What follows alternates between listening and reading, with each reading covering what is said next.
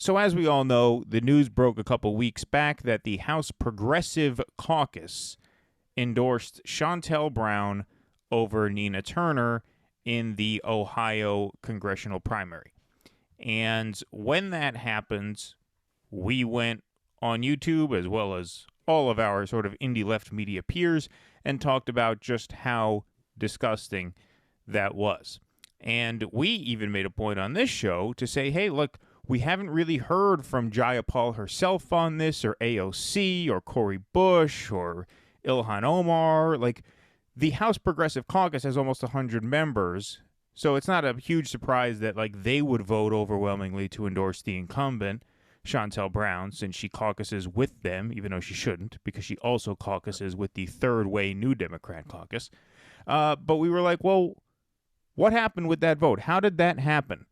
Did anyone vote against endorsing Shontel Brown? Did anybody say, hey, maybe we should stick up for Nina Turner? She's one of us. How did that happen? Well, mystery solved, everyone. Marc Pocan, who was another co-chair of the Bernie Sanders campaign, one of the, progressive, quote-unquote, Congress people, went on MSNBC and explains how this process worked. As you know, there's big disagreement right now in your caucus over this race, Shontel Brown versus Nina Turner. Bernie Sanders is standing by his endorsement of Nina Turner, despite the CPC's endorsement of Brown. And if you think about it, one of the strengths of your caucus is your ability to stay unified.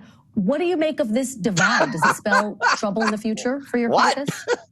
We have almost 100 members, and when we took the vote, no one voted not to endorse Shontel. So I don't know if the divide that, some of the journalists in Washington, D.C., for some of the capital newspapers like to say, but we didn't have it when we endorsed someone. And, the good news is you've got two great progressives running. I mean, we like this option. What I don't want to have options is where we got people who are, not going to be supporting things like Medicare for all and other priorities. Here you've got people who are, and I think at the end of the day, that's good for the people of Ohio and good for the American people, but people in that district will ultimately make the decision.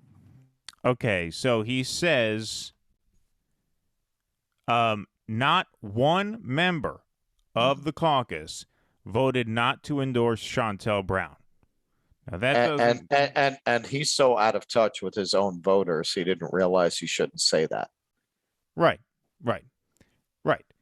I mean, he doesn't say that everyone he just threw them all under the bus. He just gave up the game right there.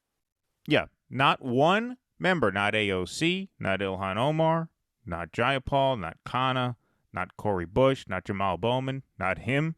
Nobody voted not to endorse Shontel Brown. Now, that is very specific wording. He didn't say that everyone voted to endorse Shontel Brown.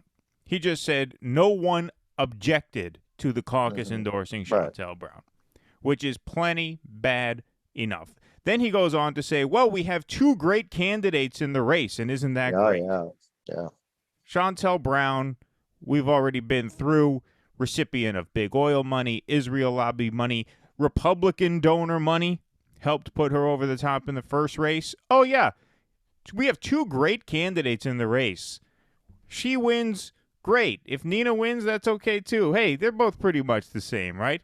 I mean, just laughable, just an absolute joke.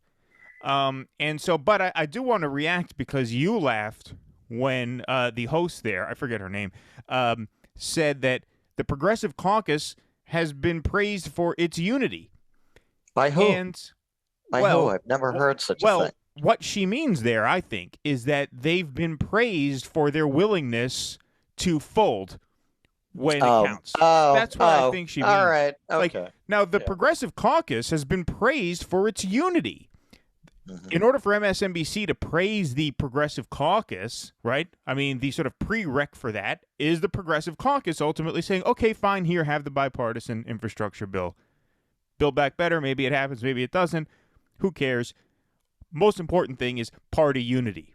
I think that's what she meant by that.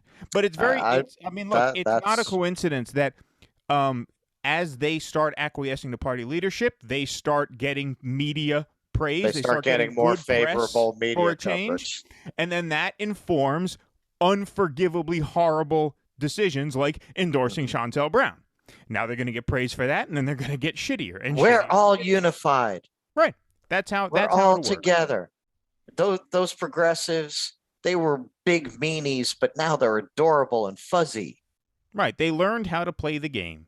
Yep. Right. Which is all just code for we brought them to. They got their mind right. Right. They got their mind right. Please clap.